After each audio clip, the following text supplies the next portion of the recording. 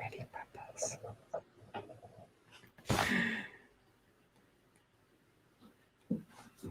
Good evening, everyone. Welcome to the Wednesday night edition of The Outer Realm with Amelia and myself. Good evening, everyone. Welcome to the Wednesday night edition of The What is this? That was me. I turned the volume off, and it still went on, and I had the volume off. I am so sorry. I'm thinking, oh my God. All right, so let's continue on. We are broadcasting live here via International Public Radio on the United Public Radio Network 105.3 FM from the beautiful city of New Orleans.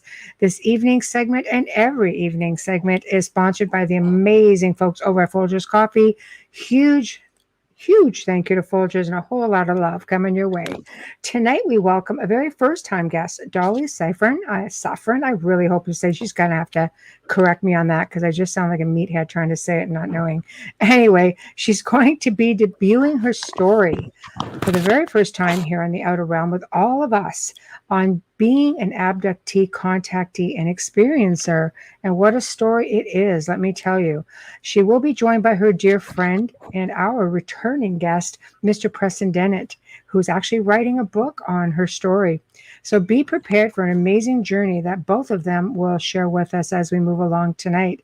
In order to participate in tonight's show, please head over to the International Public Radio and UFO Gods and Extraterrestrials and UFO Paranormal Network on YouTube. If you want to interact a little bit quicker, go on UFO Paranormal Network, okay? Radio Network, YouTube, and tag Amelia if you have a question for our guest or anything of that nature. It is the only place that you will get our attention, where you may be able to get a written response. Otherwise, we're on Twitch, we're on Twitter, and we are on all the networks' Facebook pages. We do see everything. We just may not be able to respond right away. So settle yourselves in because this is going to be one heck of a segment. So, Bubbles, how's it going? I'm good. How are you? Hola, Andrea. Oh, yeah. Hi from Mexico. Like, hi. And Jeannie, welcome. Zach, how are you doing? I miss Mexico. Oh my God. I miss Mexico. It's my favorite country ever. And yeah, thank you for joining us. Hi, Wayne. Hi, Zach. Hi, Jeannie. Hey. Wow. Yeah. So good show tonight. I'm really looking forward to it. I have a little bit of a tiny advantage because I know a little bit about, Dolly's story, and I know that our listeners hello. Hi, North Carolina. Wow. I have a little bit of an insider knowledge, so I feel a little bit guilty, but not really. But it's a really fascinating story, and it's taken her entire life to actually come forward with this. And I think it's a great time when you have disclosure and everything else going on. I think it's really good. Perfect timing. So before we bring them on, I mean, everybody knows Preston because we've had him on as he's just one of our faves. But do you want to maybe tell everyone a little bit about Miss Dolly? I actually did a brief intro for both of them in case you haven't heard Preston before, and this is your first time because you're actually here. Cousin Dolly, Dolly Safran began her life journey already a generational contactee. A former nurse, civilian worker for the U.S. Department of Treasury, an employee for the Department of Defense for the U.S. Army. Preston Dennett is a published author, has well over 26 books written to date, field investigator for MUFON, ghost hunter, and paranormal researcher. Both of them joining us tonight as they are dear friends, so it's such an honor and a pleasure to have them. So we welcome Dolly and Preston. Yeah, well, hopefully, let's see if they're in. And I'm always ahead of schedule somehow, yet I'm always late. Figure that one out. There's Hi, one. Nice to meet you, Dolly. Hello. How are you? Oh, gotta do your Can't mic. hear you. Oh, gotta put your mic on. Microphone. At the bottom. Sorry for those of you that I scratched that with your earbuds. Oh, there's Preston's on the phone. There we go. Preston's a busy man. Preston, like, again, I'm here. I was going to say, Preston, you should be a pro at this by now. Our third host, Preston. Yeah, we hear you. Dolly, can you hear me now? Hold on, I'm trying to be back in there. Okay? Got you. We've got you both. Don't go anywhere. We've got you. Yay! Okay, she brought her own personal director. Gang is all here. I know. I like this arrangement. All right, Dolly, I'm hanging up the phone. Oh. Yeah. I love it. I love it. Hey. Well, welcome, Dolly, for the first time, and welcome, Preston. You were just here last week. This is a lot of fun. I feel like I just went to bed and woke up and you're here again. Which basically, that's exactly what happened if you count last Thursday. Yeah, pretty much. Shoot, what is that light coming from? Hold on a second. Let me block that light. Is it bothering you? Because it's not doing anything for us. I think it's his window in front of him. The sun's coming down and it's blaring him. Oh, I see. Okay. Good. Okay. Can you kick your volume up just a touch, Dolly? I'm going to try. Yeah, you're very soft. That? That's good. Okay, it's better. Perfect. So wait for Preston to get back and get the show on the road. okay. I've been looking forward to this. We've both been looking forward to this. I think everybody's been looking forward to this. So I know you're a little bit nervous. Yeah. Yes? Yes. Fine. You're in chat a lot. You see how we do our shows. They're Yes, very laid back and lots of fun, right? Okay, yes, absolutely. I enjoy it. Watching y'all. I need your volume up a little bit, though. Oh, you need the volume up more? Oh, yeah. Because if I can't hear it, no one can. Everybody's going to have a problem with it. I have mine on really high. Let's hear you again. All right. There. Hold on. Let me mess with this. That's perfect. Audio. I'm making the audio bigger. Perfect. Hold on. Give me a second. All right. Of course. Now I just got to figure out how to come back to you. Hold on. And gone. She'll come back. We've lost the other half of the show. Yeah. So, Preston, what's new since Thursday? Yeah, what you doing? What'd you eat? Where'd you go? See any UFOs? What'd you watch? Talk to any aliens? Not recently. No Grays visiting? No. She'll come back. She'll be okay. We might have to text Joe, though. Does Joe have to bring her back in? Yeah, I think I'll have to. I will message him. I'm pretty sure he's around. Just be sure. There she is. She made it. Okay. Joe's on the job. Hi. There we go. You're on the other side now. Okay. All right. We hear you fine. So, welcome. This is the first time for you. A little nervous? Yeah. Very. Yeah. Yes. So this is a really big deal. Like, yeah. This has been a lifetime of experiences that have brought you to this moment. Yeah. So why don't you explain to everyone how you and Preston came to be before we get into your story, and that will explain why he's here. Okay. I mean, he's always welcome, but it's just everybody else knows. I met Preston about almost 6 years ago in September. Right. And actually August. It was prior to my kidney transplant. Right. And I was grounded for a while because of dialysis, and my contact knew that I wanted to start speaking with people. I wanted to come out. It was a long process convincing them that this was going to happen. I'm pretty much the only one of my group that is opening her mouth already. Okay. And time is short. And so he said, okay. And I didn't know who to go to.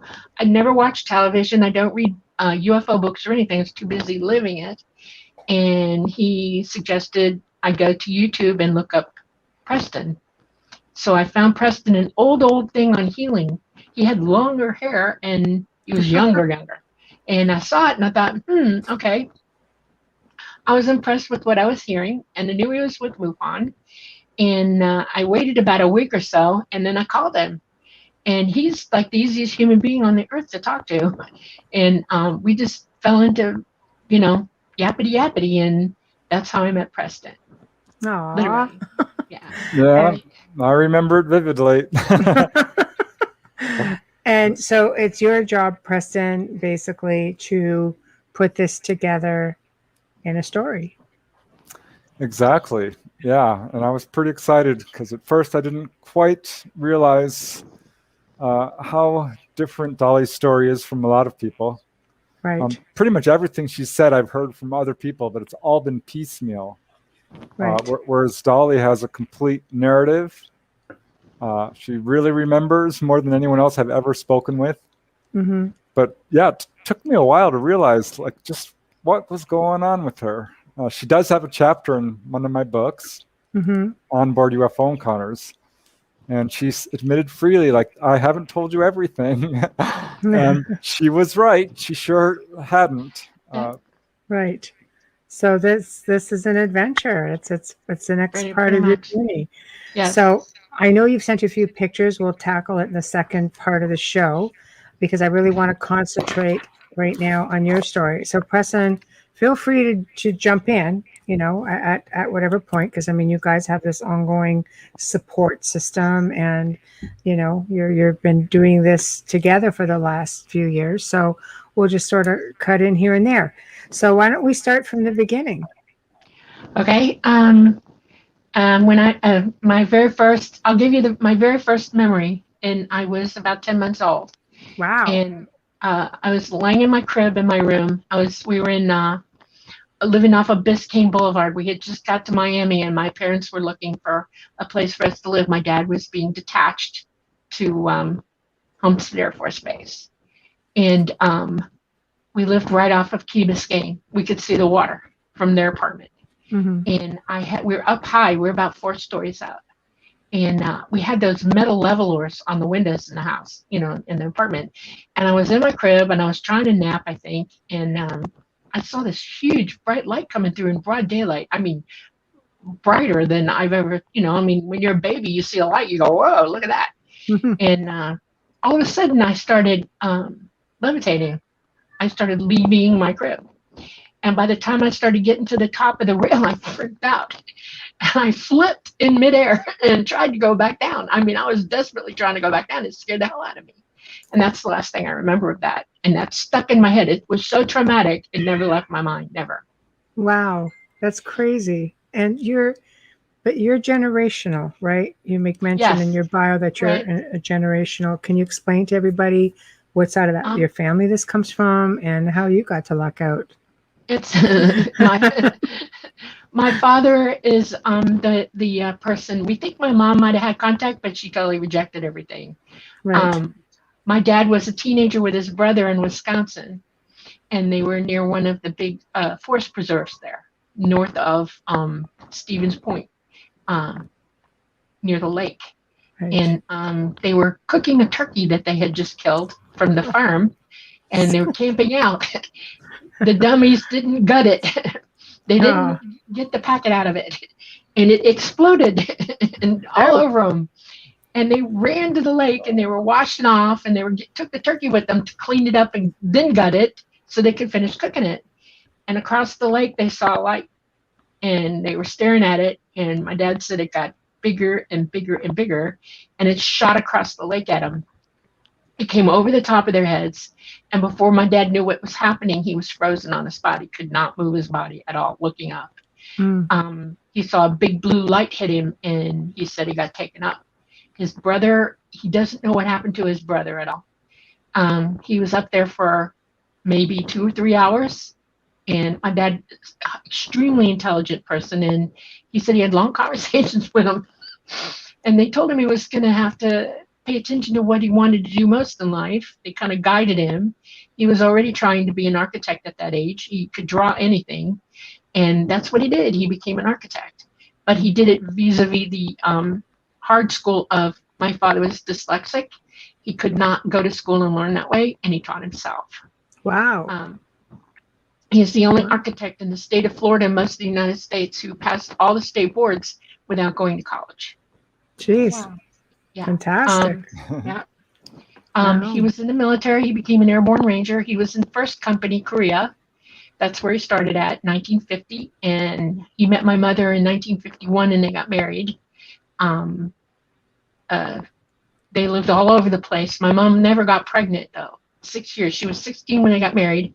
And they decided she had polycystic ovarian syndrome. And the Army, in their infinite wisdom, played games with her, and they irradiated her ovaries and her pituitary with cobalt radiation. And they gave her 3 treatments, and they told her, don't get pregnant for a year. And unfortunately, after the 3rd treatment, she got pregnant with me about a week later. Everybody was terrified the entire time she was pregnant. I was born almost at full gestation, but I weighed less than 5 pounds. They realized after I was born that I was a twin. A twin was missing. It was a big deal. Missing. Yeah. I'll jump in here. That is actually a thing that turns up in a number of cases. I've talked to other people who've had that same thing. ETs love twins. Wow. So there's something going on there. I think this is part of their interest in genetics. But yeah, I was very interested to hear Dolly say that because I'm like, oof, I've heard this before, especially the missing twin. Wow. So that was a trigger for you to say, yeah, we're onto something here. Yeah. Yep, for sure. When I was about 10 months old was the first time that I remember something, but by the time I got to be 2, I found out that I had the ability to make things happen in the house. I was telekinetic. I could make things move around. I could levitate. I would go up into the top of the closets in Florida, which are really high up and hard to get into in the hallways that they were in, and I would close the door on myself and laugh my butt off. My mom would look for me like, where the hell is she, And when she found me the first time, she was like, what the hell is going on? She thought somebody was in the house. She made my dad change all the locks. They put the locks up high so I couldn't get out because I was very talented. And I still kept getting out. I would disappear. When I was almost 3, I totally disappeared. She was pregnant with my brother, heavily pregnant. My dad came home for lunch that day, and I was gone. They called the police. They were everywhere looking for me. 2 hours later, the police get a call. They drag my mom down to this it's called the U-Totem store. It's like a convenience store. Mm-hmm. It was 6 miles from the house. I had nothing on but underwear. When they got there, I was sitting on the counter with the guy, and I was pissed. And my mom's like, what is wrong? And I started crying when I saw her. And I said, I just wanted a red balloon. I'd had my tonsils taken out the year before, and they gave me a red balloon to placate me. I think ET was placating me with big red balloons, too. Because they said if I was nice, they would give me a red balloon when they dropped me off. I had nothing on my feet. I was totally barefoot. There's no way. They said, how the hell they thought I was dropped off. Because my feet would have been all torn up from walking in the dirt and the gravel and all that. Well, they would have been black, too. Yeah, exactly. It's Florida's sand, but yeah. Yeah, but still, yeah. This shows it's a physical phenomenon. People are not where they're supposed to be. Right. Yeah. Right. So wow. They decided to get a police dog retired. Her name was Heidi, and they started taking Heidi with me. I'd disappear with the dog. Then we moved away from there, and we moved out into the Everglades. Okay, way the hell out in the Everglades. We had a farm. And we ended up with German Shepherds, more of them. My mom learned to train them. We had Rhodesian Ridgebacks, which are like nursery dogs for farmers. Yes. And we had St. Bernards. And we had 6 and 8 foot fences around the house. We had automatic lighting and stuff like that. And, had a big satellite out there because my dad was working for NASA by then. And it was just interesting. I would just keep disappearing. I this think is a regular occurrence then. Right. I have no strong, seamless memory of it. I have moments. Okay. My first real moment at that time was I was 5, and I saw an umbrella coming down out of the sky. I was laying in the grass looking up, and heard music with it, playing. Sorry, I'm playing with my phone. And it came way low down over me, and it was rotating slowly. And the next thing I know, I'm waking up and I'm in some lady's lap. And I looked up at her and I was like, that's very random. You're different. Where'd you come from? Yeah. And she told me to call her Mama, okay? And that I was related to her somehow. And she was very sweet to me, and she talked to me, and she kept me calm. And I just sort of flashed back into the house after that, and I woke up in the living room on the floor. And my mom was like, "How the hell did you get in the house? I didn't see you come in." And I'm like, yeah. I would point out here that, the lady there, Mama, was not a normal human. Yeah, I was going to say. She was a tall gray, a very nice lady. But at that age, a child doesn't really judge if someone who looks a little different. Right. That's true. That's true. Yeah, because how old were you at that point? 5, maybe 6, somewhere between those two ages. Yeah. Yeah, that's nice. It was wild. I have a few other memories where I would be outside and I'd be, messing around the farm and stuff, and I would see a light and be gone. One time I was way back out in a field and I saw them land, and I ran. I ran for my life. They got me anyway, and I blacked out. But by the time I was 14, I was taking astronomy lessons, okay? I was going to the Miami-Dade Transit Planetarium to take my lessons. And I was out in the backyard one night. It was the weekend, and I was doing some calculations, and plotting stars and stuff. And it was about 1 a.m. My dad at the window said, "Come to bed." So I brought my scope and I packed it down and got dressed for bed. And I never sleep, okay? Never. I maybe sleep 2 hours a day. That's all. Wow. And so I would plots around the house at night. And I was looking out my windows. In Florida, we had those big, big jalousied windows. You could crawl out them if you wanted to. And I was just looking, and all of a sudden I saw like 100 maybe lights, and they're all moving around. And I was like, whoa, what the hell is that? And they started pairing off, and they kept going in different directions, north, south, east, west. 2 of them came down over my area. One headed toward Dadeland, east of us. And then the other one came down over our house. And it fascinated me because the tree started moving like it was in a high wind, but you couldn't hear anything. Okay. I could hear the leaves rustling, but no wind, so to speak. I'm looking at it and I'm thinking, what the hell is that? What is it? Now, by the time this was happening to me, I had made a promise to myself that I was not going to go to sleep anymore, that they were not going to get away with that. Because I knew it was somebody and something, and they were knocking me out. And I was determined, so I was like looking at it really, really hard, trying to memorize it. And I looked up and I saw the portholes, and I went, uh-oh, I saw beings in it. Okay, they were like little guys, a little bit different from Mama. Okay, different, skinny.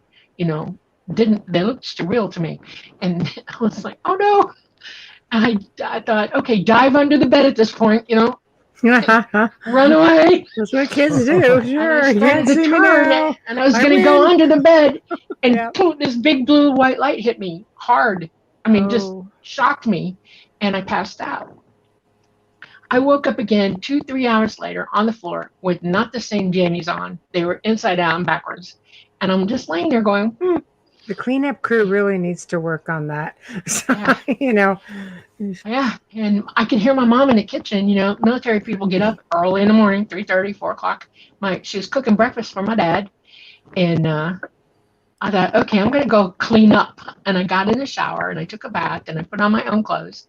And I went ambling out to the kitchen, and she's still cooking, and I hear the radio is on. And it's, what's his face? I'm going to have a senior moment now. Anyway, it's just one of those guys from way back when. Anyway, so he's talking, and the news comes on. And I hear the report that, now I'm trying to talk to her already. I'm saying, Mom, did you hear anything last night? Did you see any lights? Hear any sounds? And she just turned around and looked at me, because already by then, this was taboo, okay? And he came on and he said, 2 Dadeland police officers report seeing a UFO. And they described it, and I'm sitting there going, and she turned around and she put her finger on my face and she said, no. I was like, okay, no talking about it. My father heard the whole conversation, and he told me the next day when he could talk to me privately, he said, describe it to me what happened. And I did. But I'd already remembered by then. When I went back after they all had breakfast, I went back in the bathroom. I shut the door because it's the only private place in the house. And I sat on the floor and I shut my eyes and I forced myself to remember. Okay.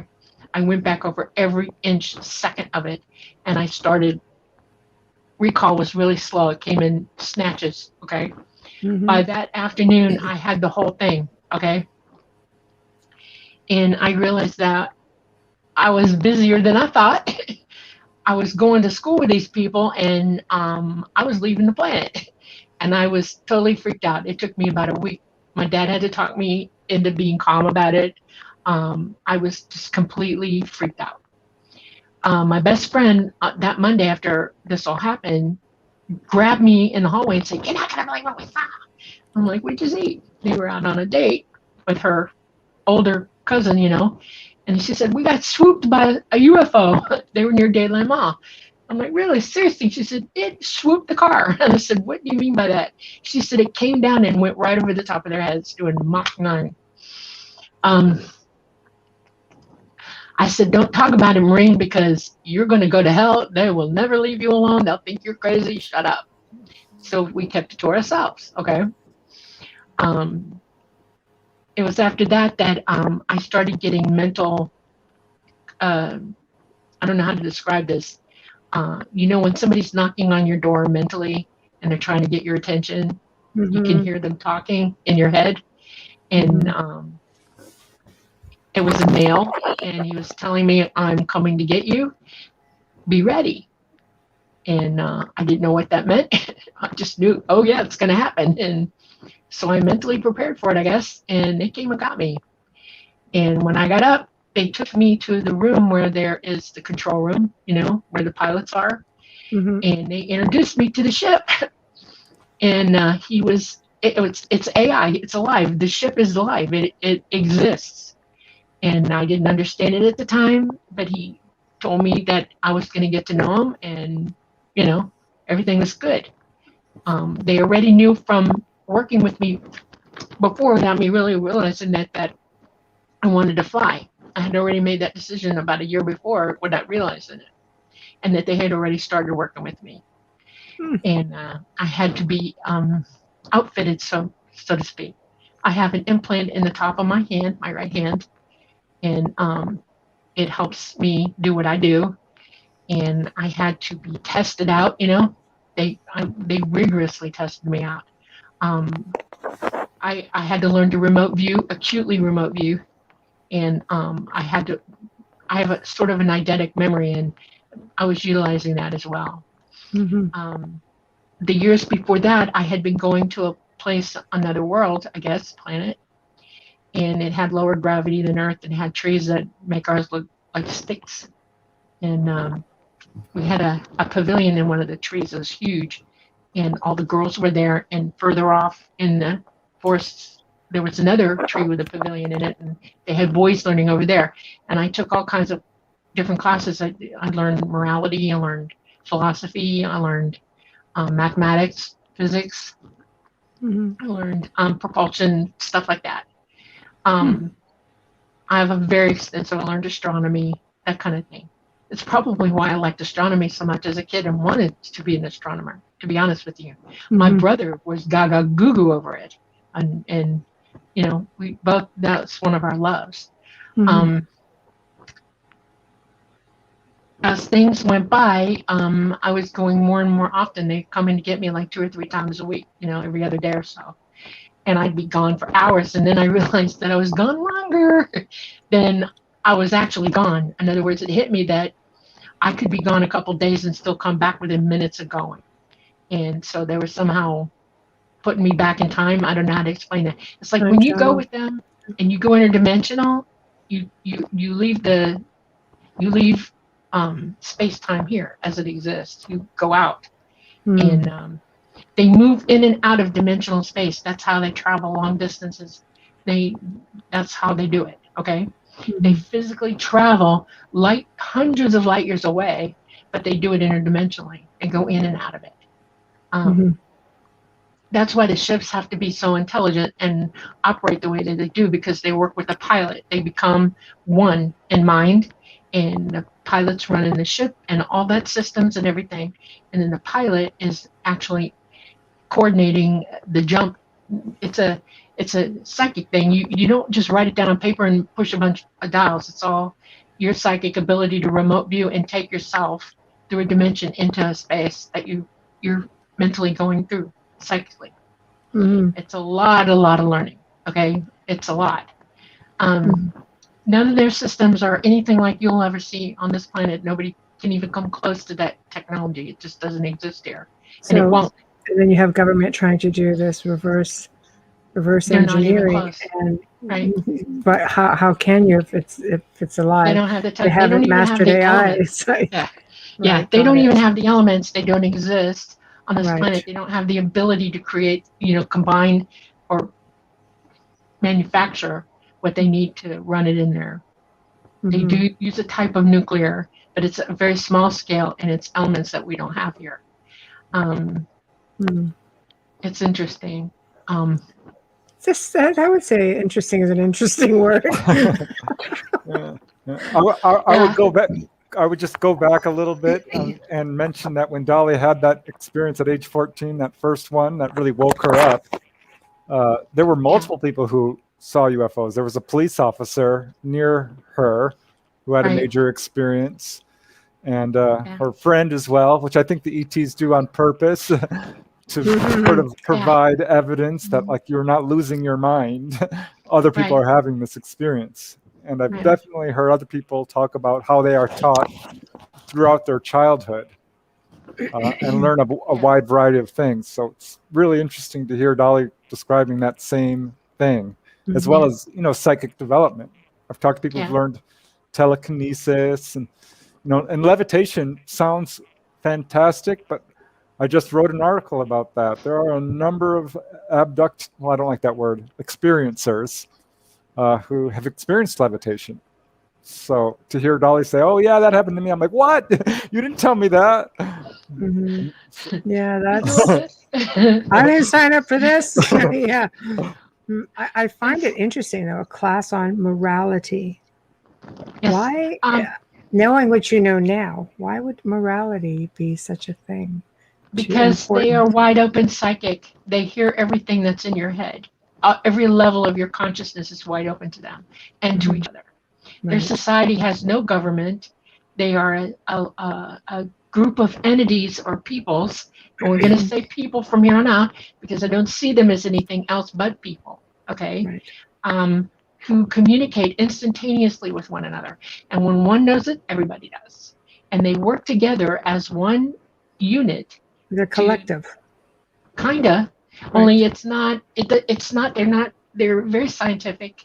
They are pioneers of sorts. They've been doing this eons. 280 million years worth of history that I've been taught. 280 million. In multiple galaxies. Okay, ours is not the only one. I will tell you that the Greys probably are positioned in our galaxy. That's where they're from. Okay, and it would be Orion, where they're from. Right. I know that there's Zeta Reticuli in our galaxy as well.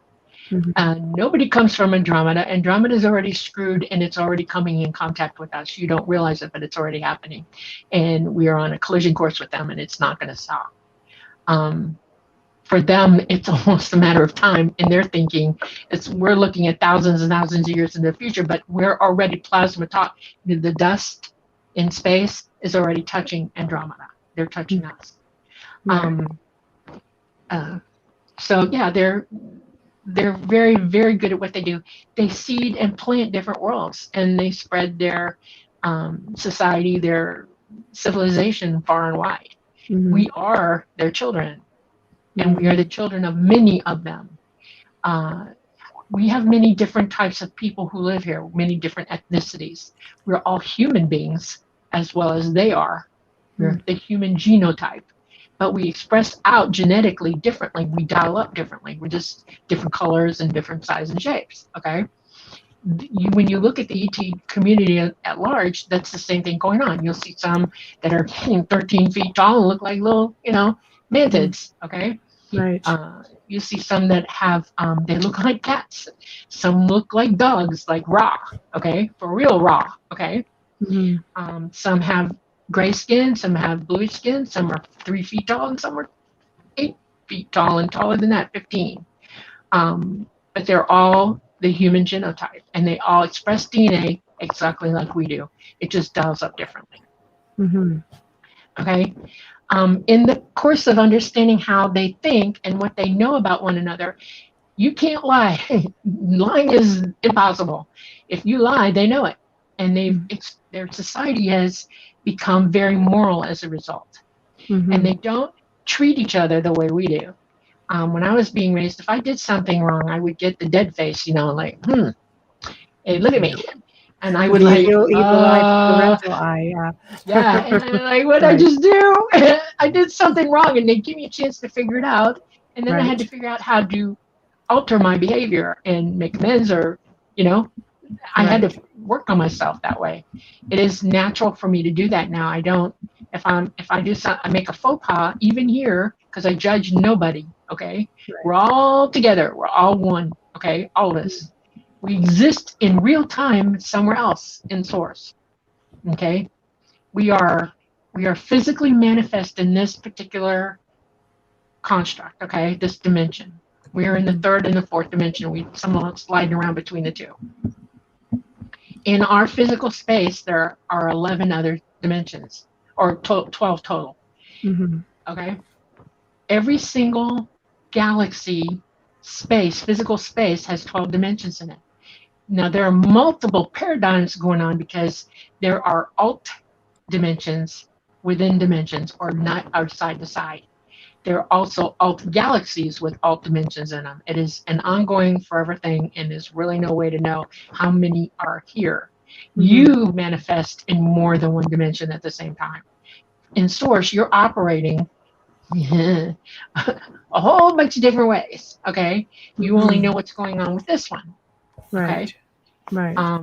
So basically, it's like your essence is just simultaneously existing in several different parallel dimensions. Right. At the same time, within the same space. Right. How we see energy is really important. Like, if you're going to use your psychic abilities, what happens when you develop is that you start to see energy for what it really is. Mm-hmm. Like, when I look at you, I don't just see your physical form, I see your energy as well. Okay? I see what's surrounding you. Mine must be black. No, you're not. Not at all. It's sarcastic. I'm just trying to lighten up the moment just a little bit. No, you have one of the bluest auras I've ever seen on a human being ever. Thank you. Okay. Thank you. You have multiple colors all around you. Everybody does. Okay. Yeah. Nobody has just like one layer, and however you're feeling physically manifests out into your aura too. You can tell if somebody's sick or whatever, or pregnant. Even I can see an aura around your belly. I know when you're pregnant before you even show, and I can hear your baby. Okay, babies talk. I love that. I love babies. Yeah. ET loves to talk to the babies before they're born. When I got pregnant with my daughter, Emmy, she immediately started yapping with me. I knew she was there. She let me know right away. And I spent the whole 9 months with her just having a good time. She knew who I was. She could talk early. I mean, there's so many cool things that we as a society could be doing right now if we just let all this stuff happen and we quit being slaves to somebody else, The other thing about ETs, or the people, star people, is that they are autonomous beings. Everybody has the right to their autonomy, their own decisions, okay? And you can either make them singularly as individuals, or you can make them in groups, but it's still your autonomy. They do not interfere with our society because of that. They gave us a place to go. We're here. They watch over us, but they interfere not. It's not up to them to tell us how to live. And they're watching crazy go on here right now. I was going to say, like, if you ask for an intervention, they will sometimes intervene. It just depends. they'll intervene more if they're working with you. Mm-hmm. But I know that they've heard people in agony and pain, and they've swooped in and done something because it's not in their nature to ignore. Okay. Oh, that's interesting to know. Yeah. Yeah. They're That's very good. loving. They don't show emotion, and there's a reason why. Most people don't understand it here because you haven't been allowed to develop the way you should. Responsibility is a big emotional leveler. Okay. Mm. And when you're doing the responsible thing, or when you're acting with authority, true authority, real authority, you're not going to like show everybody what's on your card palette. Okay. You're going to stay calm. You're going to do what's needed, and you're going to do it as lovingly as you can. But life isn't easy. It hurts sometimes, and they have to be level-headed always. Okay. Mm-hmm. We're If not they're exactly all that. telepathic. If they're all Very much so. telepathic, you Yeah. yeah, and you're a collective, you're working together, so you wouldn't be emotional because you know that you're all together. You know what's going right? on, right? It's Now, in the face yeah. of right, in the face of working with all the humans here, they're picking up everything that you're thinking, and it assails them. Oh my God! And a lot of times you'll see, I don't know if you have, but you'll see an ET look at you like, wow. I mean, they'll drop their jaw staring at you. And it's not that they're emotionless, they're just trying to give you time to work it out. They're waiting for you to get over yourself so they can do something with you. Yeah, like, did you just seriously say that? Yeah. I Exactly. can't even That's imagine. exactly how it goes. Sometimes we go off the deep end and attack them, and they have to, they're not going to fight you back. Preston has probably never heard of an instance where ET has physically attacked anybody in retaliation for being hit or killed. No, not unless it's Hollywood. No, you're right about that. No, people will hit them, but they don't hit you. Right. Yeah. Yeah. They take Preston whatever we dish out. about that. Preston was mentioning that last week, and I found that really interesting. Do they pick and choose who they visit, who they contact, or is this something that's written years and years and years back? It literally has to do with your ability to hear them and to reach out for the knowledge that that they're trying to teach you. If you're going to ignore them and be totally absorbed in BS, I guess is the best way to put that, things that aren't real, not tangible, they have a hard time communicating with you. It's really hard to talk to somebody who doesn't want to talk to you. And that goes on here a lot. Fear is the number one reason they have a hard time talking to people in total fear. They would rather you not, and they would rather you learn not to be afraid of them. They go to extremes sometimes to teach you not to be afraid of them. And I'll give you a good example. As a nurse, I've had patients look at me and call me every name in the book. If you come after them, you got to put a needle in them or whatever. I've been threatened. I've been hit, kicked, bit, spit on, you name it. Okay? Yeah, definitely. They look at me like I am a monster, and they will talk about you. That damn, blah, blah, blah, blah, blah. ET takes the same heat they do because they're only trying to help us, and you don't understand what they're doing to you.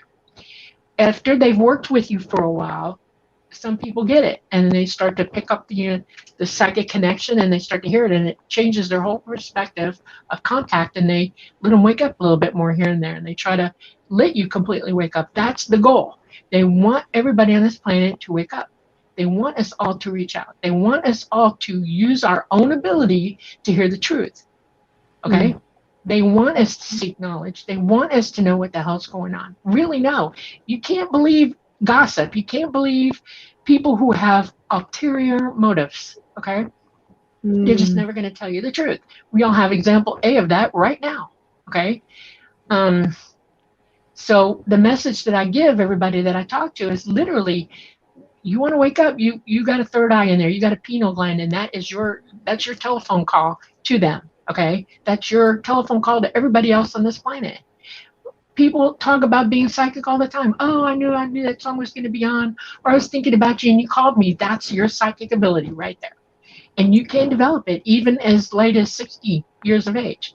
Everybody can do it, but you have to be willing to decide for yourself that you're going to do it. I have a question for you, if it's okay, Dolly. There's someone in chat in Facebook. I'm sorry it took this long, James Chapman, but I don't normally catch the Facebook ones. I'm going to paraphrase this because it's very long. Basically, and it's not basic, I'm just trying to make this shorter. He has abilities and he wants to turn them off. because he's basically, he sounds to me like a physical medium to me. He's overwhelmed. Can someone, if they don't want that ability, is there a way of saying, no, I can't have this gift right now? I would make the suggestion that he learn how to find his own space in his abilities. In other words, he needs to learn to surround himself and turn it off himself. Okay, he can. Okay, yeah. But it's never going to go away. Once you open that channel, it's always on. But he needs to learn how to control himself, because he's the one who's reacting to it. Okay, it isn't what everybody else is doing to him. If he's thinking like a victim, he will be a victim. And he has to learn to control himself, because you can turn the volume up and down as well. I mean, trust me, I would be a nutball if I didn't think that way. Thank you for saying that, because a lot of people don't realize that by grounding and meditating and finding that center, and grounding is so important, right. James, to ground. It's huge. And your fear is going to make it a lot crazier than it really is. Yeah. Right. Yeah. Thank you for that. You're welcome. We've been so conditioned in this world to let everything get to us, and to look for the easy way around things, and to not exercise our own authority over ourselves. Okay. We're always letting somebody else tell us what to do. We're always bound down and acquiescing to others, and we shouldn't do that. Every one of us has the right to be and think who we are. And you have the right to learn at your own pace and learn what you want to learn. Each of us is born with an ability or in a gift. And if you're not developing it, you'll never be happy. And the only way you're going to do that is to step off the slave train and stop letting people bombard you with unbelievable amounts of energy that you don't need to have coming at you. And I'll give you the 3 biggies, okay? Fear is number 1. Noise that is contrary to centering your mind. It's static noise. It's noise with no purpose whatsoever. We have a lot of that going on. And then the other one is visual attacks. And our television, our games, all of that visually attack our minds that we can't think straight. And things come at us, and we just have no way of centering and seeing what's really going on. If you're going to live in a dream world, you're never going to see what's really going on around you at all. There's a lot to be said about being at one with nature. Right. So James is empathic also then. It is the pain that he feels from it. That's a tough one, picking up on how people died of their pain. And it's he can do 3 things right off the bat to help himself. He needs to detox his body, okay? Because it's part of his problem. He's not using his total ability because he's being cut off by what's entering him physically. One of the reasons that they want us to clean the bloody planet up is so that we can detox ourselves, so that we do use our abilities properly. We're very specific instruments of purpose for our mind. Our astral projected bodies that live in us, we're indwelt by them. And if you're poisoned, it's really hard, to contact. Your physical mind is not who you are. Your physical mind is the vehicle you get in every day, okay? Or you're already there. You live like a camper, okay?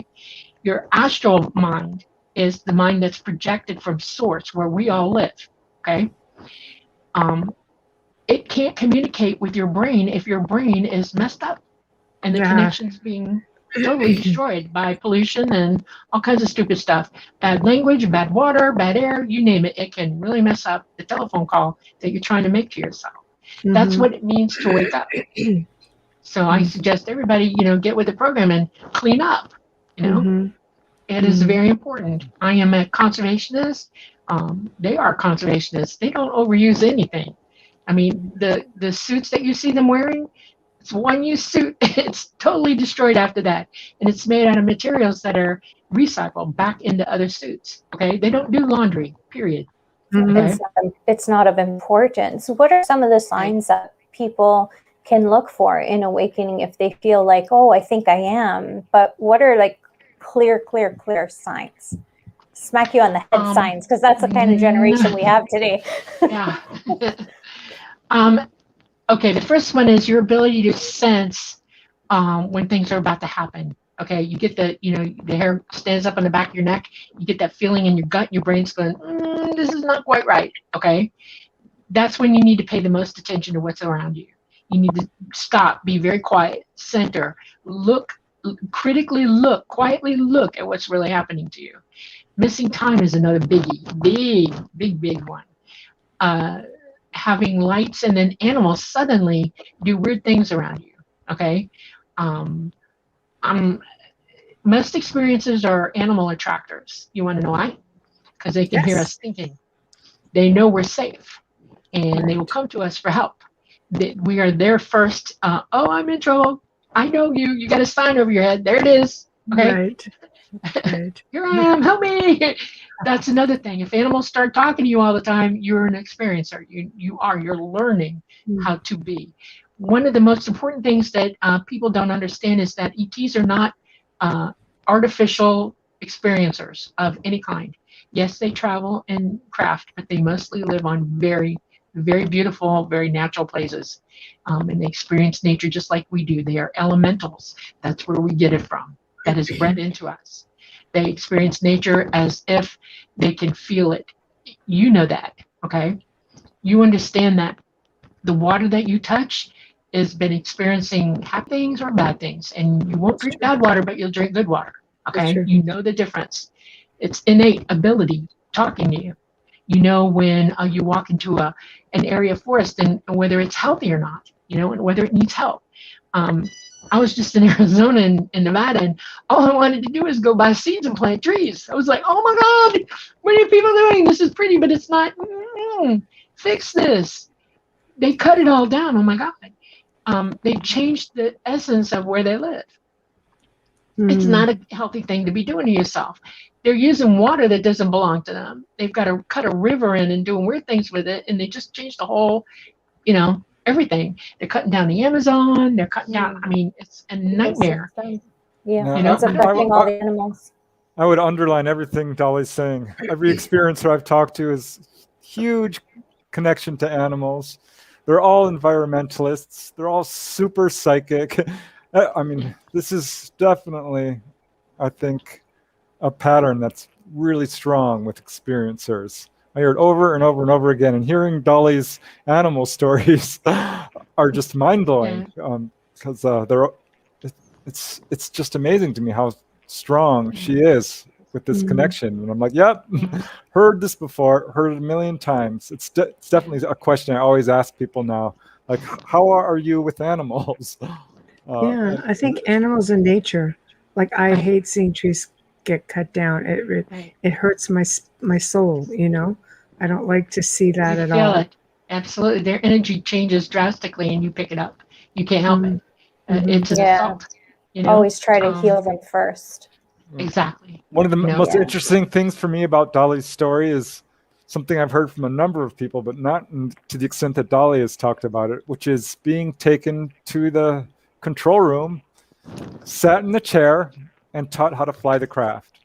That's a big one. I don't think I've ever heard that. Tell us about that, because I have never heard in all my years of radio have I ever heard anyone say that. I hear it a lot. I've got several cases in the book Dolly's in. But hers is boy.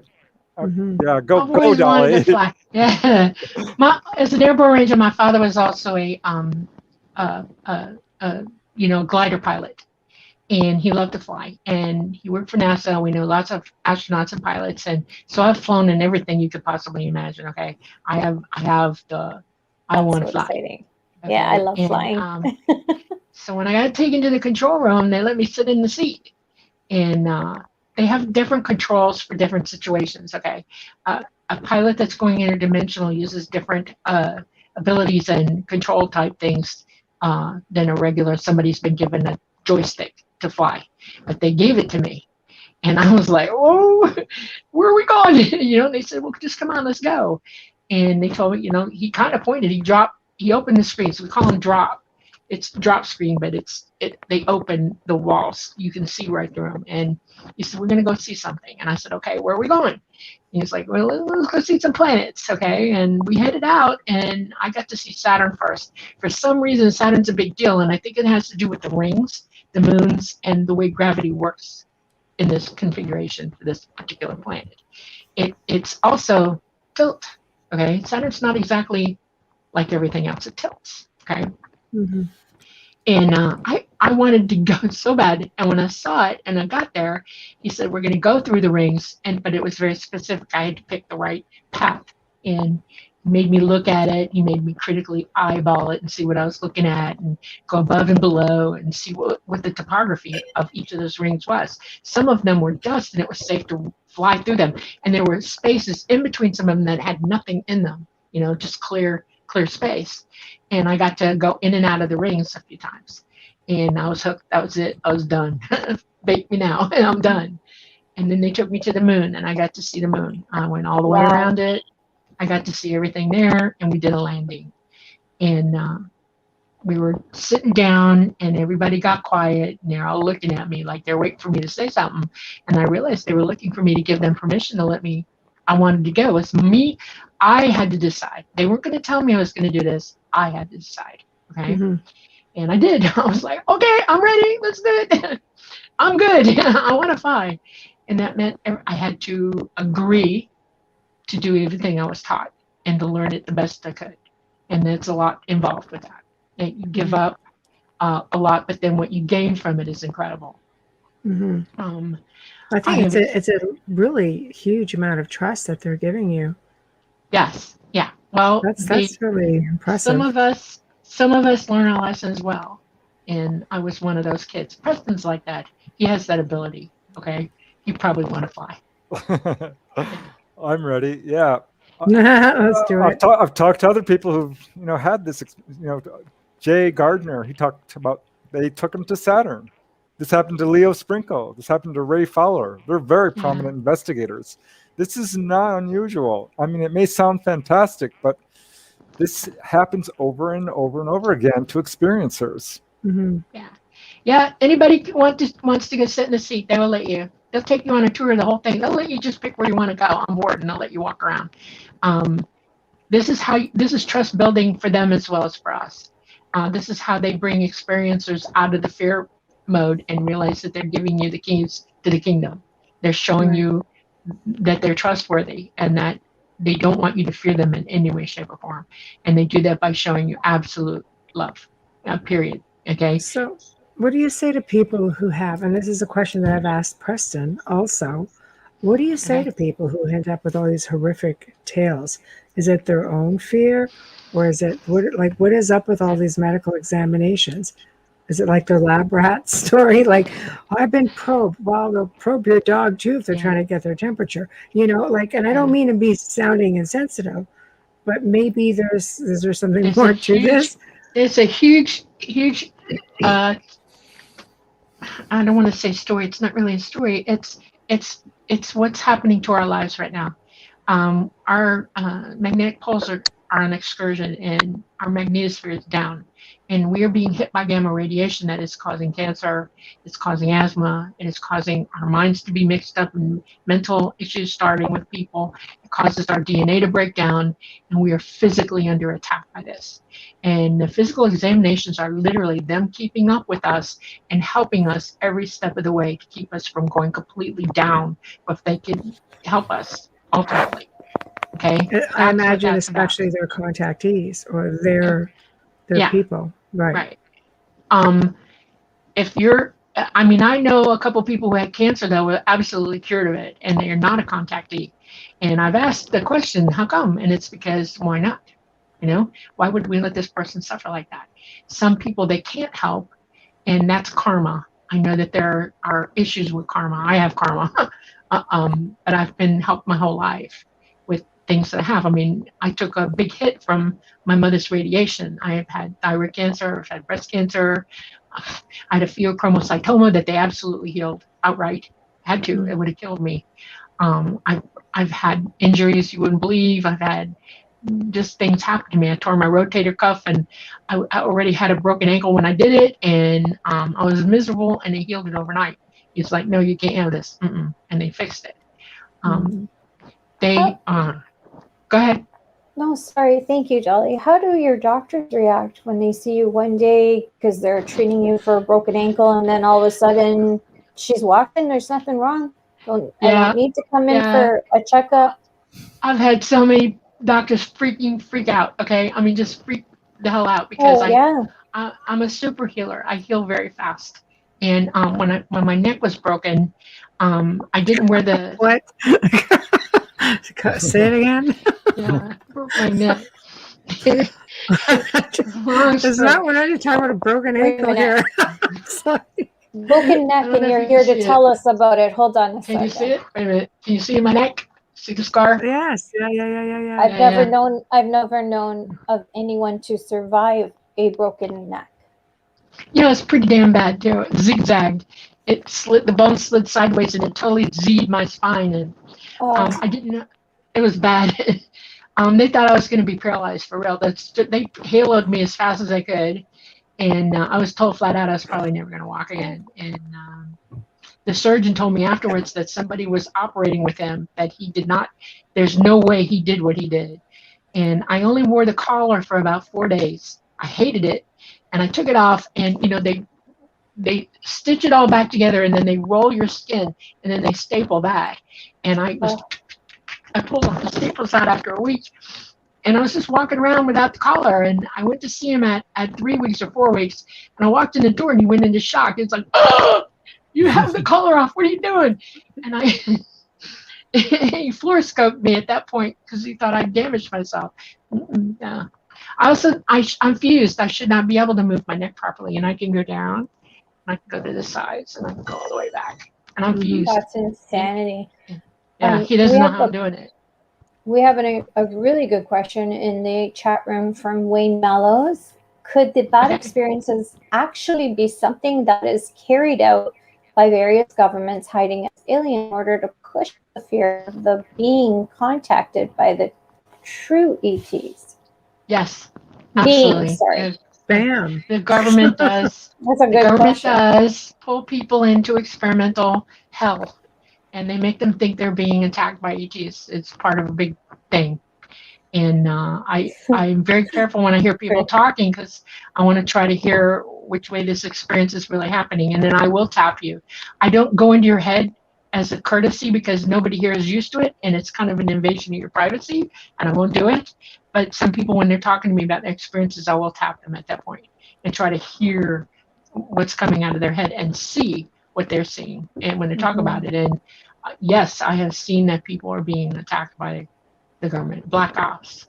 And there's a lot of that. There's a lot of those stories around the chips and stuff like that. That's another thing I wanted to ask you before I forget. You said you have a chip in the top of your hand. Is that visible by any of our technology here on Earth? Yeah, it's Preston's seen it. It's hard to show you on this camera. Okay, I've sent him pictures of it, and he's actually felt it. It's it's in a crown of bone. It's actually a round thing, and it's got another long thing. It looks like an ankh, okay, in the top of my hand. And it is stops me from being, it does a couple of things. It stops me from being electrocuted when I'm doing what I'm doing. But it also is the key to make it magnetically turns on what I have to turn on to operate a shift dimension. And what it is there's a ball. It's a very hard to explain to you. I could not teach you this. Okay. That's okay. But it's a ball that it when it's energized, it expands. It gets bigger, and it actually becomes see-through. You can see energy in it. Okay. And I use that ball to go interdimensional. I throw my consciousness into it. I remote view to it, and the ship is also in it. He remotes into it, and we become one person, and we go where we need to go. And I know what he's doing, and he knows what I'm doing, seamlessly and simultaneously. It is a cooperative mating of sorts of the minds to operate that ship, which is absolutely alive, absolutely. And that's your energy. Your physical body stays back. Yes, ma'am. Thank you for sharing that. You're welcome. And the technology is old. It goes all the way even back. The Egyptians have hieroglyphs of it.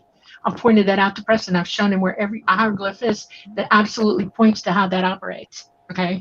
And he's like, I don't know how if the archaeologists aren't telling you the truth, they ought to be They're Call not out. going to tell you. They're not Yeah, going to tell you anything. Because the little purse, that ball is in the little purse. It's about the but size of a golf ball.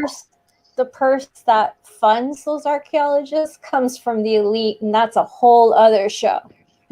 Yeah, That's a whole other show. those are It's all about pilots. suppression, right? We know that. Exactly. It's about not being able to develop to our full But potential. it's not just the Egyptians doing it. It's, the everywhere. Incans, it's the Mayans, all of them. They all had that technology. They all understood how it worked.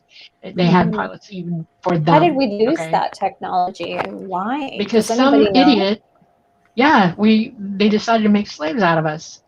And they started stopping us from learning anything. They cut you off from all knowledge. I mean, can you imagine going to school nowadays?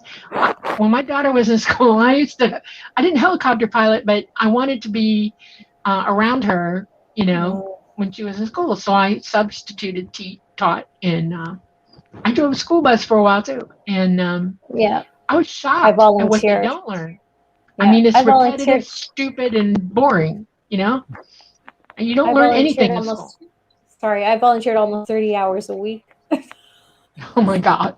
Okay, way more than me. Talk about helicopter parenting. Yeah. That is it was so difficult. somebody put it like desktop and said we're gonna make a slave race out of this, and right. It's in your TV, the media, they all control you. They control everybody. You want to know where fear comes from? Watch TV for an hour and tell me you're not afraid of something at the end of it. Okay? Yeah. Totally amazed. Every time somebody in government comes on, I turn it off. I don't want to hear it because it's all BS. All of it. It's a show. Exactly. Okay? Yeah. Well, I think it's like, the scare tactic. All of disclosure has been a scare tactic. They want you running like a afraid herd. Look what we see. It's, hey, we're being chased. We're under attack. They're just swarming the boats. You're just like, oh, here it comes. Here it comes. Yeah. So here's a question. The Dark Fleet. You've been up there. Is there a Dark Fleet? Do we have? Does the world have their own fleet? Yes, I'll give you the first one that's everybody's seeing all the time. It's the TR-3Bs. Okay, they're anti-grav. They cannot move like ET technology because they don't have the same power. Okay, but they do move. Mm-hmm. They're armed with laser cannons. They're crowd controllers, and you don't want to see one in the sky one day coming after you. Okay, you just don't. They have another type that's rectangular looking. They have one that's almost like a 6-pointed star. They've built different sizes and shapes. They have the ability to throw 7D holographics at you to make you think you're seeing things that are not there. They have the ability to psychically contact you. I have that technology for sure. They have the ability to send microwave transmissions at your brain, which just happened. I'm bringing that up for a reason. Okay, they can hurt you with that. They can absolutely hurt you with that. I'm thinking 5G. Yeah, it's not a happy thing. Yeah, I have earbuds in my ears. They're hearing aids that are earbuds. When you're in the Army and you're around tanks and bombs and stuff all the time, it kind of makes your hearing go. And so it's kind of cool that the technology for these helps me to hear you on the phone right now. Okay, I Bluetooth everything. Funny thing, I don't need hearing on the ship because I'm psychic and I'm hearing everything psychically. Everything's telepathic. Right. I almost don't need my eyesight either. Right. I'll tell you a secret about ETs. Most of them, the grays, are all mostly blue or green-eyed or blue-green-eyed. Okay. The lenses that you see over their eyes is because they see ultraviolet radiation, and they also see what's the other side of ultraviolet? I'm going to have another senior moment. Infrared. Infrared. Thank you. Yeah. And our light is so bright that they have to guard themselves. I actually have some of that genetics in me, and I had my cataracts done early in life because it just blew my retinas. My cataracts all to hell and gone. So I've got lenses in my eyes. Yeah, but I don't really need to see daylight, blue light. Yeah. Right. Yeah. So, That's just one of the faux pas. But when you see the dark eye, you need to really look in their eye. You can actually see an iris. You can see their pupil dilating or retracting. They don't have hair in their eyelids. They have little bumps, like where your hair follicles are. They have little teeny bumps right there. If you really look at it, it's like little pearls going across their eyelids, at the top and the bottom. They feel like hairless cats, most of them, the grays. They have no no hair. So they evolved the razor, did they? I don't know. I think it has more to do with DNA and gamma radiation damage to their DNA. Oh, I would say that the they're skin trying to feels breed like it out. a dolphin, like a Say dolphin again? skin. To me, Yeah. the skin feels a bit like a dolphin. Yeah, they can. Some of them have that like that. They've been for years now intermixing back with humans, okay, to bring their DNA back. Mm-hmm. For a long time, they weren't having babies of their own. They are now again. They are producing children of their own. That's But nice. they're strengthening us as well as themselves because we're breaking down too with the gamma that's hitting us. This is a bad situation we're in, and it isn't going to get better. It's going to get worse. It's going to be a dramatic change and sudden. That's what everybody feels psychically right now. All the people who are waking up know something's coming. They feel it, but they're not sure what it is. And the bloody governments and the world, the people that don't want you to know, are working overtime to stop you from knowing what's going on. It feels like it's like a double-sided coin for sure. You have some people who, there's division. You see some people dropping off from your life, and they just stop, and then you see others come into your life who are more like-minded. And I always say, Wayne talked, and I talked about this earlier, that these are just makes it easier to keep moving on and evolving, because not everyone can follow along on the journey. Right. It's an individual thing. That's right. We're all walking our own road. That's how karma works. We do recycle. When we die, we come back, and whatever your energy level is, you're resonating at your mind. I want to tell you the most important thing, okay? I learned this. This is one of the first things I learned. When you learn something, you own it. It becomes part of who you are, okay? And I'll give you a corollary. Jesus Christ said, put your white robes on. That's knowledge, okay? He's telling you literally learn and wear it, because it's the only thing you take with you when you leave here, okay? And that's what karma is. That's how we bust through that. That's how we walk away from that karma. If you're going to wear the white robe, you're done. You fixed it. You're ready to move on to whatever next level you're going to.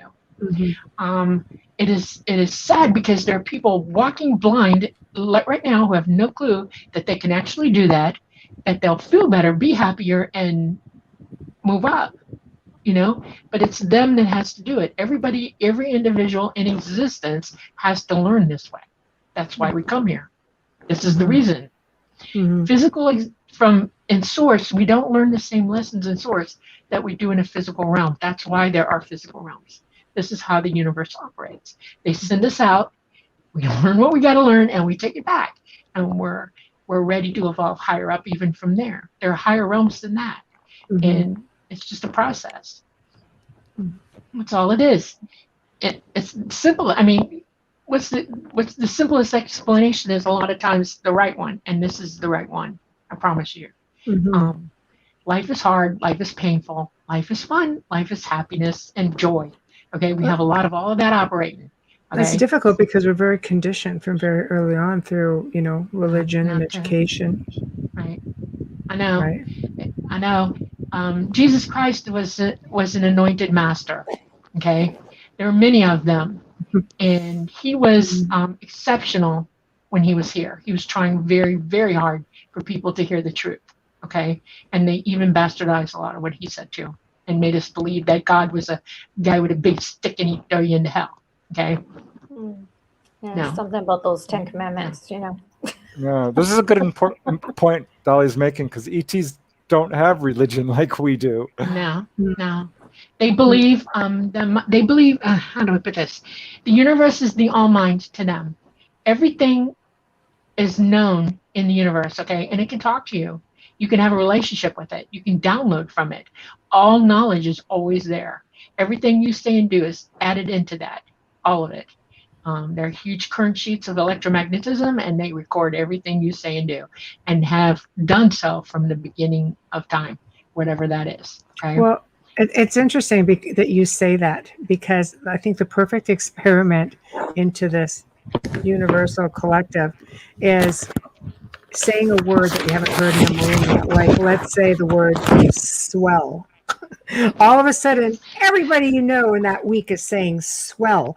Sure, You're like, right. What the hell is that about? Because we're transmitting it out.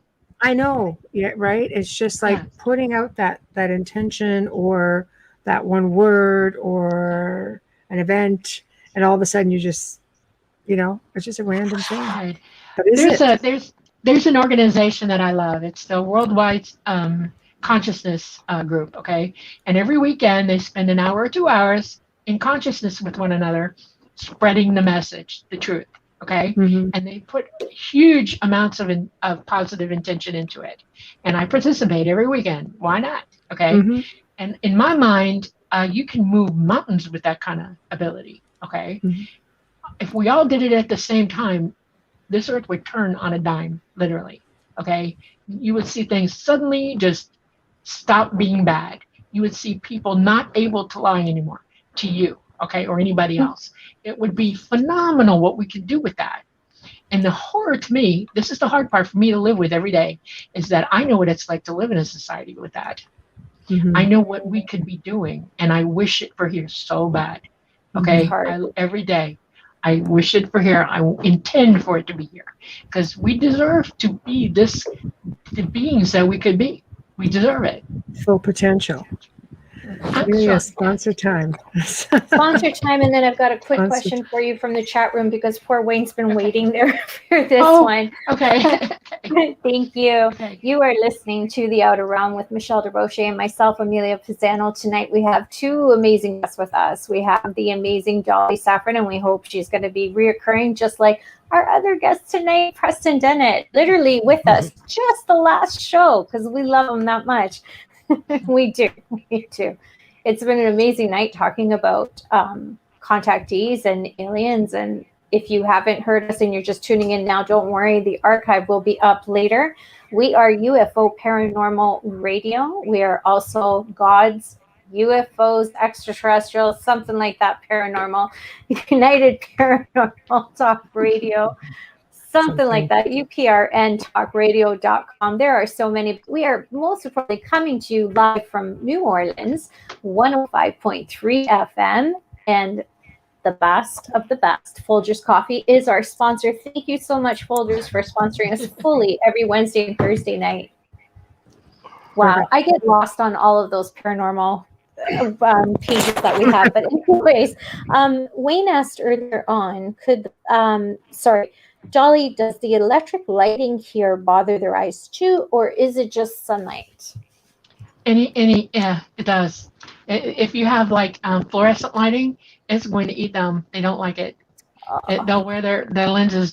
They prefer very low ambient light, natural light. They don't like the ultraviolet, UVA, UVB, and the UVC. They don't like it at all. Yeah, we've got that here. Turn the lights off. Yeah. Most of the house is dark for the longest time. Yeah. They see much better in that light. They'll take their lenses out just so they can walk around in the dark. They're happy about it. They see much more detail than we do in the dark because they see ultraviolet light. It's it's a whole nother world for them. And everything's lit up. And can you imagine having that lighting up?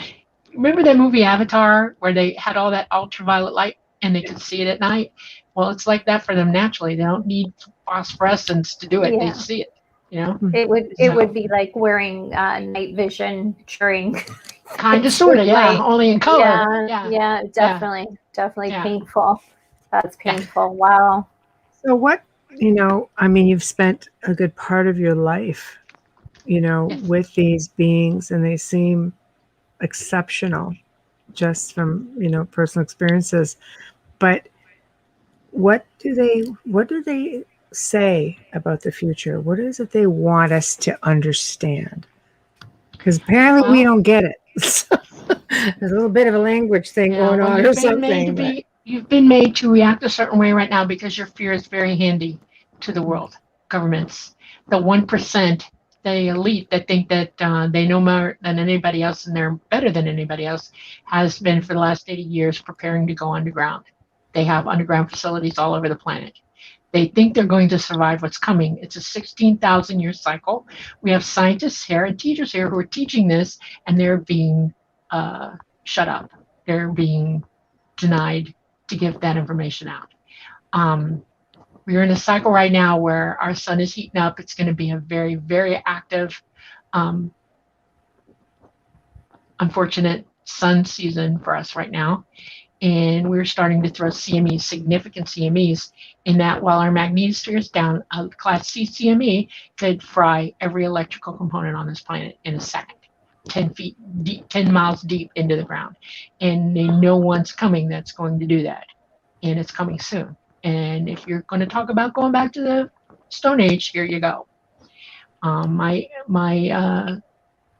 their hope is that y'all realize it, that you get out of electrified houses, you build off-grid.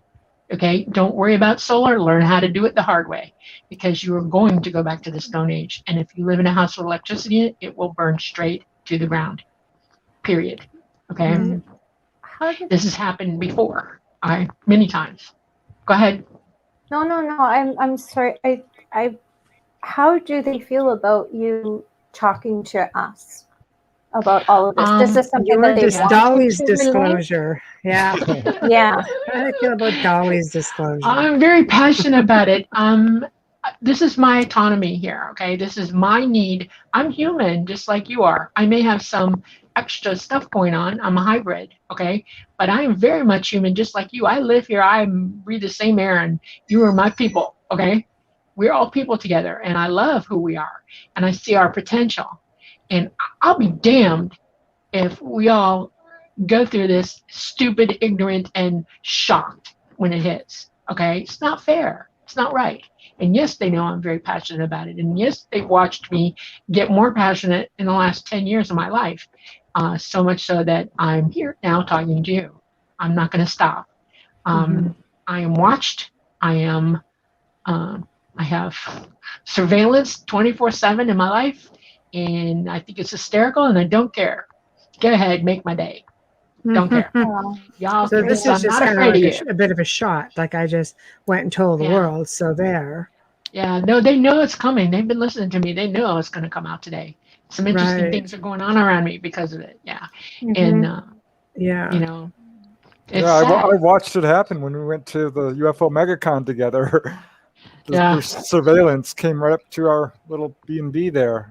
Wow, really? I'm like, Dolly, who's that? She's like, oh, those are my guys. They watch over me. Sorry. At least you know you have security everywhere you go. You'll never get mugged. There's, it's always this is not security. No, that's Black Ops phone. Yeah, they're not going to let anything happen to you. Well, they tried. They've tried a couple times. You're too valuable to them. My contact let them know in certain times about 7 months ago now. That no, you get too close to me and you will regret it instantly. And he let them know in the strictest possible terms. Their car got EMP'd and it went up. And they had like 6 agents out there, and they had flashlights, and they're running around like monkeys. And I was like, oh my God, until I was up in the speaking to me going, yeah, they just went too far this time. Needed some reminding. So I'm not afraid of them. I've almost been abducted a couple times by him, and I've had things happen. So yeah, I'm not afraid. And what's going to happen? I die. Oh well, I'll just move on. That's the whole point. This is not uncommon. A lot of experiencers are under constant surveillance. They will have their hypnosis tapes or whatever stolen, their notes. They're constantly eavesdropped upon, phones tapping. These are not nice guys who are. But why? I mean, you think they could get their own dang information? They know more than most. They're terrified that I'm going to be listened to. They're terrified that my message will make sense to enough people and it'll start spreading far and wide. They don't want to lose total control, right? Yeah. They're in the process of doing some serious stuff right now, and they don't want to lose control of their situation. They want to go and do what they want to do. Us be damned. And it's too bad they've lost control. What about you, Preston? Do you feel like you're being followed since connecting with Dolly, the beautiful Dolly, and you have such amazing energy, Dolly. I just have to say that. But like, do you feel like you're being watched and yeah. things are missing? Yeah. Have you noticed anything missing from your place? No, I can't You're say that. taking in a lot of stories. You're taking in not stories. I have to say experiences. Sorry, stories is a terrible word for that. But you're collecting experiences and sharing them with the world. I mean, they must be watching. Yeah, for sure. I think that all UFO researchers know this. I mean, we found this out. The government, secret government, I'll call them, is watching over UFO researchers and experiencers very closely. And I have had, some problems with mail and email and phones and so forth. But I'm very open with my research. I mean, if you really want to know something, just ask. Yeah.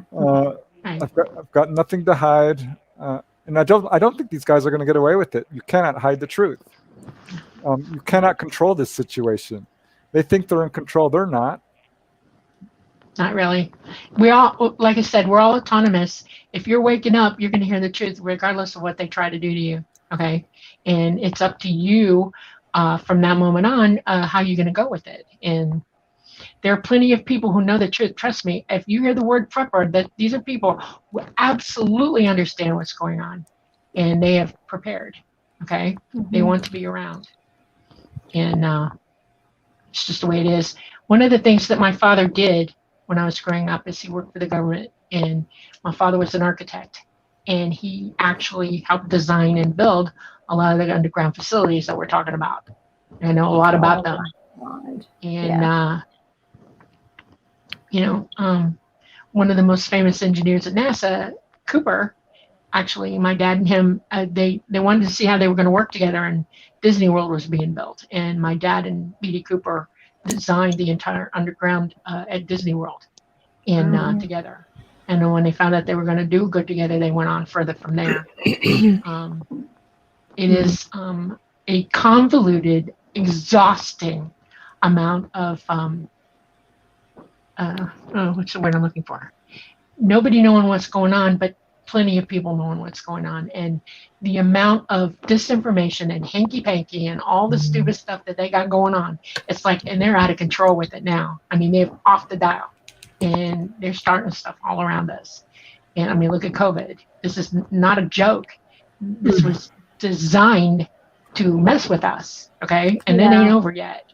And it's just sad to me that this is happening, that they feel free to treat us like this. It's not right. And all I got to say is they may be happy now and they may think they got control now, but they're going to wake up to a very bad day someday, and it's like, we're all just going to move on. And I think ET wants to rescue as many people as they can. They are going to, they know who they're going to take. Trust me. Okay. And it's a lot of people, a lot. One of the things that's going down with them right now is, you're going to see more government stuff in the skies than you are ET. They cannot handle an EMP like that either, okay? They operate electromagnetically, okay? And if you have one flare like that, it'll take them out just like everything else. And they've been bugging out. They've been picking up thousands and thousands and thousands of their people off the ground who've been here among you all your life, okay? They're getting ready for this, and trust me, it's going to happen. When it does happen, the plan is, and the government can eat my grits, okay? Once it happens, everybody's going to lose communication with one another. You're going to be isolated, and that's when they're going to show up en masse. They're going to land on every strip in the planet. They're going to come down on every airport. They're going to come down on every road big enough to land, and they're going to open the doors, and they're going to tell the ones that they're taking, let's go. One of the reasons there are so many hybrids is that we're trained to go get them. We're trained to help them understand that it's okay to get on the damn craft so we can get the hell out of here. Because we got more than just a CME coming at us, way more. It's not over after that. I'm just waiting for Joe to put up some of your photos. Bam, there we go. Look at that. That was quick. So maybe you can explain just as I go along what everything is. Okay. Take your pic, Joe. You just will let you go with that. Joe. Put one up. What do you want? He's working on it. I can hear him. He had some surgery today, so he's a little part Oh, I'm so sorry. So, I know he's a champion. We love him. So it's okay. He'll get sorry. We'll get there. No, not yet. Too soon? I don't know. So yeah, I have some pictures. Okay, I'm gonna give you a hint on. Okay, which one is this? Okay, there we go. That's a 2-seater incoming. Okay, coming to visit me. This is a transport craft. This is the size that comes and gets me to take me to a bigger craft. And they come in very fast. They pull you out very fast, and they haul butt. They do not want to get caught. I live in a very high traffic area for the government. The U.S. Space Force is in my backyard, and so he's booking. You see plasma all around him. He does not go to battery. He comes in on plasma and pulls me out in a transport beam. And then we run like hell because they don't want to get caught. Your essence or your physical? No, my physical body is being transported. Okay, I just want to be clear on that because I know people are thinking, "How does she mean?" How did she get through there? They wouldn't send a shit. They wouldn't send a craft to get me if they were just going to yank my spirit out. Yeah, because you know how some people are just lifted up through the floors or through their houses. Right. There, he's gearing up. He's actually lighting up. The engines are now booking, and you can see the light, and he's going to turn bright white in about 5 seconds after that picture, and he's power up at that moment. Okay, and he's getting ready to go. Do the next one. Oh, that's interesting. I'll tell you a secret about the colors that you see. The orange is red. That's a drone. Got hundreds of thousands of drones. It's the size of a Tic Tac. It is a Tic Tac, what the government calls a Tic Tac. You're looking at a Tic Tac, but it's a drone. It is totally unmanned. So why do they send AI drones? all the way? Because it's AI. In other words, it's here to make measurements of all kinds of stuff. It's an observer. It's watching the planet. It's taking measurements of, different things that are going on with our planet right now. And they drop them like crazy. Okay. So when you say drone, you mean ET drone, right? Yes, it's an ET drone, yeah. And they are Tic Tac. Okay. You will call it Tic Tac. Yeah. It's like if that's a government drone, my baseball bat's coming out. No. Just saying. No. Yeah. No. Okay. Yeah, that's a drone. Literally a tick. Wow, that's tiny. You wouldn't even catch it. Next. Yeah. Yep. Dolly's got evidence to back up her story. Yes, I've seen some of it. Absolutely. I can't wait to my read house. this book. She remote viewed my living room. Okay, this is Talata. Okay. Backstory. You remember the Turkish UFO they caught? That really crazy looking ship? Yes. That's it right there, and that's over Laughlin, Nevada, and that is Talata. That is my contact. I named him when I was about 15. I can't pronounce his real name. He's ancient. He's an interdimensional being. He's disembodied, okay? That's why he was able to go into that ship the way he did. He can actually transfer, okay? And that's Talata. And he was coming down, and he was going to do a flyby for me. So he's getting ready to do a small power-up and then zoom over my head. He would not let me catch him coming all the way down. Poor Yvonne had a heart attack. He was also dropping drones that night, and so he'll turn my camera off at certain points because he doesn't want me to get too close. But that's him. Okay. Okay, perfect. It was very cool of him. Next, please. Next. Some of them are films, I think, that I sent you. I think I have a film. Yeah. Yeah, that's another 2-seater. You went back to that one. Okay. So if we have the video, that would be great. Joe, I know I sent the one video. Try and take it easy on him. I know it was at the par tonight. I'm so sorry. I know. I feel bad. No. It's okay. It's okay. He's good. He's a champ. I'll wait on that. Yeah, one of the things you said to me earlier today was, if I send these to you, he's going to keep them. And I was like, I know you will. I share. I've got the originals. I'm not worried about it. That's what it's about. That's what it's best it's to about. share this stuff. Pass it on. Just trying to maximize it. You know what? Poor Joe. Do you remember the video? Is he on painkillers? Poor guy. I was thinking that. He's probably happy right now. I know. No, he wouldn't have been able to function. He wouldn't have been able to function on the computer. But yeah, he'll go in and grab it. So it's interesting. So we have a lot to. Wait a minute. There we are. Okay. So yay. I'm not sure if we'll be able to hear it. Can we hear it? Turn the sound up on it. This is. Hold on. Oh, there it is. Here it See it is. at the top. Yeah, that's till I'm moving on. You can probably hear me out talking in this. Wow. Oh, this is a drone drop. He's dropping a drone for me. He's letting everybody see a drone drop. That's an energy extractor. In other words, they drop the drone in an energy field. And it's cloaked so you can't see it. Okay? And it goes into the dark. Wow. That's an interesting one. Yeah. As I'm being told, there's a lot of air traffic over the house tonight. That does not just normally I'm not happen. surprised. Right. Just so you know, that does not happen very often. Yeah. Unless something's swung by, so to speak. Yeah. And this is, I don't know, what are you doing here? What is that? Oh, there it is. Okay. I don't know if you can get the sound to go. You can hear me talking to them. They speak a language and it's ancient, and I know, I'm not going to tell you I'm fluent in it, but I will tell you I know some of the language. Okay. And that's the drone drop right there again. That's interesting for sure. He's really showing it.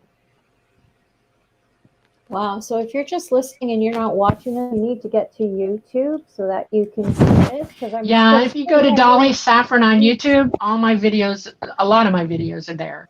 Okay. A lot of my captures. Because there's people that are listening that are not watching, and they're probably wondering, well, why did it just go silent? And I'm like, wait a second, we're so enthralled by your captures that we forgot for a minute that we are on air as well. Yeah, I'll teach everybody one word. You ready? It means I'm ready, and it's atriar. That's how you say it, atriar. Wow. I'll never remember it, but I'll have to go back to listen to will. They roll their R's. I'll be calling Dolly's thing. What was that word again? Yeah. What was that? Means I'm ready. Okay. I was going to put it up. I love the rolling R's, like the European languages. Yeah. Well, it's all connected. Yep. There he is. Everybody learn to talk from them. Think about that. Yeah. Yeah. And that is probably him just hanging out. He's getting ready to do a flyby. That's a short one because I had a hard. He turns my camera. He'll only let me last so long with the camera, and then he'll shut me down. Oh, that's more the drone. Wow. So right now we're watching evidence of Dolly Safran's experiences and her contacts with, I won't say UFOs because they're not to you. They're family and not friends. identified. Yeah. They are identified. So it's a different story. So if you're tuning in now, you're listening, you're going to want to see the video. It's not letting him have the audio. Okay. Thanks, Joe. Thank you. Okay.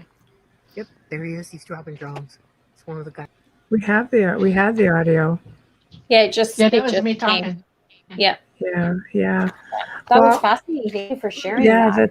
It's definitely interesting. I mean, you've shared some with me along the way. It just seems to go on and on and on. You know, I think it's great that you post them because, you know, you are being followed and you just direct them to your YouTube channel like everybody else.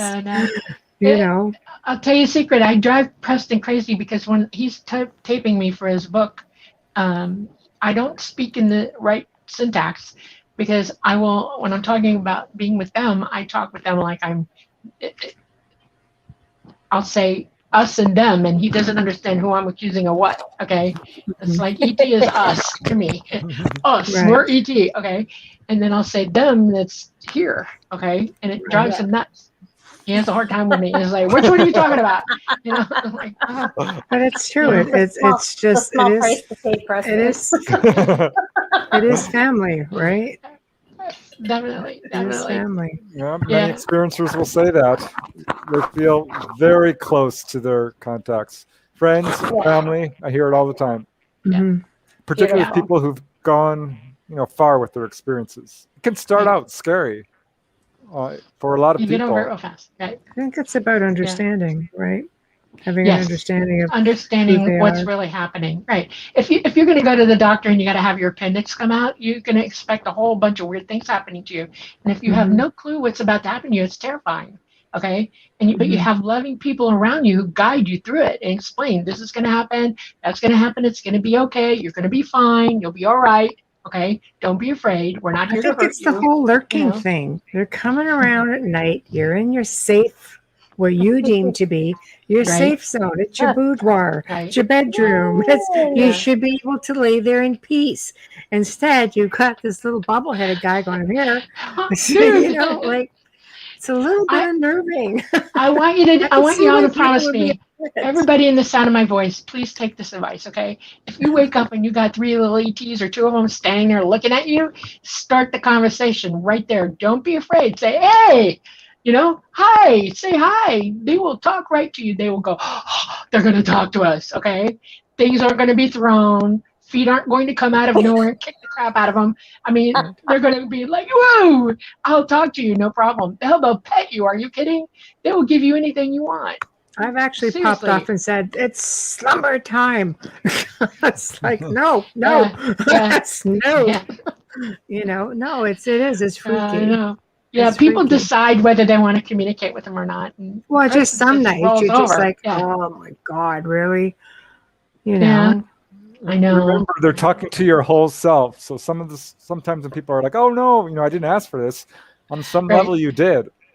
Yeah, you did. You accepted them. You've been in contact with them for a long time. You're just compartmentalizing it and not realizing that it's happening over and over and over again. Well, the memories come back, I find. Yes. Like the childhood memories come back when you start moving forward with the adult stuff, right? Right. Yeah. You want to know what else they do, and it's really funny to me. They will leave you pieces of nature that will suddenly appear in your room or your house. Like you'll find a twig or a stick or a flower. Feathers. How the hell did that get in my house? Yeah, feathers. Feathers. We've been telling people feathers are from heaven. Found one in the house just 2 days ago. Yeah, they'll leave you geodes, they'll leave you quartz, they'll leave you crystals. I mean, they'll do all kinds of things. They will gift you with things just show you they care about you. It's like a little hey, I had a fascination with marbles when I was growing up, and I didn't know why. And it's because I always wondered how I got all my marbles. And my mom said, "Where are you getting these marbles? Who's giving them to you?" I'm like, okay. I think I know, and I couldn't tell her who it was, but I got all kinds of beautiful marbles from them. I had a big bag of them that disappeared one day. My mom disappeared them, but marbles look like small planets, right? They look like small planets. They're beautiful. Something like that. They hold energy. I mean, if they're real crystal or glass holds energy too. Yes. Well, we're down to the last probably few minutes of the show. So this is the time where you're supposed to let everybody know how to find you or what you guys have coming up, or if you want people to communicate with you with their stories, photos, anything like that. So go, whoever wants to go first. I'll let Preston. He calls the ball. No, that's nice. All right. Well, yeah, I will say I'm super blessed to have Dolly as. Well, she's my best friend, actually, and I love her deeply. And we're working on her life story, her story of contact. It's unlike any I've ever heard. It's so really cool. Is. So that'll be our next book. Yes, and super excited about it. Sounds exciting. Yeah, it does. Yeah, and so anybody, Preston, if they have stories for you, photos to share, where do they send them? Oh yeah, I mean I'm. I do that. That's right. I do have a website. I'm on Facebook, Twitter. I'm all over the place. You can find my books on Amazon. And if you have a question or a story or a comment, I'm always love hearing from people. You can contact me through my website. And Yeah, Dolly's for real. She proved it to me in numerous ways over and over. She's telling the truth. I mean, she appeared in my room as an apparition. Yeah. So I know. I mean, Only after you appeared That's mine, not okay? creepy, weird. I did it to her too. So Yeah, he did it fair first, play. okay? That's all right. I because I'm a psychic and I see energy, I see everything. You know, we're all connected. Spirits are connected to that. ETC spirits as well. ET is a spirit as well. You know, we're all in source together. We're all one. We are literally all one. All information, everything is connected. Never doubt that for a minute. And so I do medium work sometimes for people. They'll call me and say, please help me, and I'll help them. It's best I can, you know? So the first time he came and showed up, somebody called me at 2:30 in the morning. I was in an Airbnb because our house got hit by Hurricane Michael and we were rebuilding at the time. Oh. And I turned around and I saw him. I went, oh my God, Preston. And I'm like, I got a guy on the phone and he's freaking out, you know, and he's like, I can't talk to you. It's Robert, you know, and he thought I said I'm being robbed. Oh. And I called him the next morning and said, well, you showed up. Oh my God. And he's like, what did you say to me? And I said, I'm talking to Robert. I can't talk to you. And he's like, oh my God, I thought you were being robbed.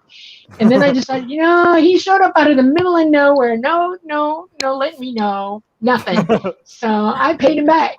Space. Oh, Showed up. It's a little intrusive. Yeah.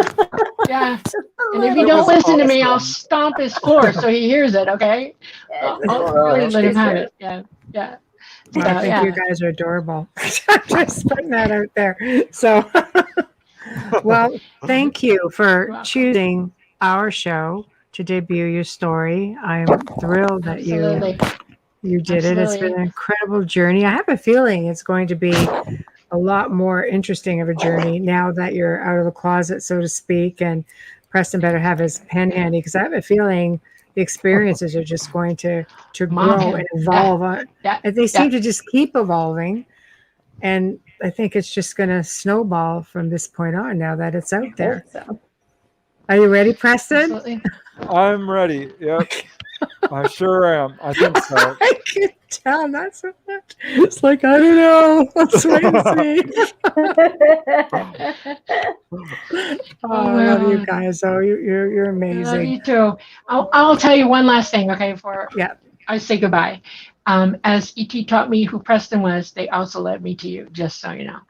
Okay, you were on the agenda list, and they know who you are. They watch you, absolutely watch you, and they're happy for me to know you and you to know me. Hello, world. Those are two.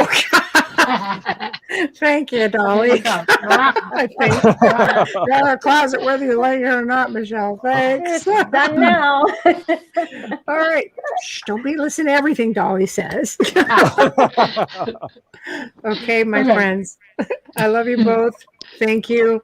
You're welcome. And I'll see you online. All right, guys. Bye. Thank you. Night. Bye. Thank you. Bye now. Well, that was amazing, people. Wow, what can I say? But we have come to another end of another fantastic segment, and I am in awe. And I think it's taken a lot of courage for Dolly to come out. And I think when you have a bestie like Preston by your side, going to make it happen, and it's going to be a nice, smooth transition. So thank you all for tuning in. Huge thank you to everybody who was in chat tonight. You make this show that much more interesting with your questions and comments. Big thank you to our amazing guests, Dolly Safran and Preston Dennett. Joe Montaldo, who is the best producer on the planet after having surgery, still a champ and a trooper, making things happen behind the scenes. The biggest thank you, of course, goes to Folgers Coffee for sponsoring us and having the faith in us to keep sponsoring us. So please remember to stop by the UFO Paranormal Radio YouTube, International Public Radio, also UFO Gods and Extraterrestrials. Please subscribe. Head on over to the Outer Realm on Facebook and show us some love.